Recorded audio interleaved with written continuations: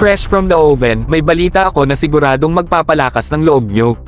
Handa na ba kayo? Tara, simulan na natin ang kwentuhan.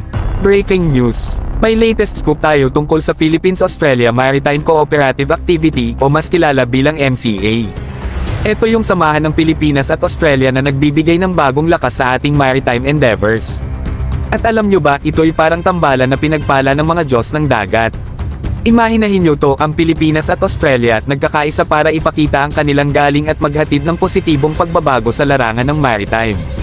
Parang superhero tandem na handang magligtas at pumatakbo ng bangka sa pinakamagandang paraan, syempre. Ang MCA ay tungkol sa pagpapalakas ng kooperasyon at pagtibayin ng koneksyon sa pagitan ng dalawang napakagaling na bansa. Ito ay isang malinaw na halimbawa ng kung ano ang nagagawa kapag nagtutulungan ang mga bansa at mayroong iisang hangarin. Ngayon, balikan natin ang mga detalye, mga bro. Nagtutulungan ang Pilipinas at Australia upang mapabuti ang maritime security, palakasin ang kakayahan sa pagtugon sa sakuna, at itaguyod ang regional stability. Ang galing, diba? Parang pambato na 3 beses ang lakas.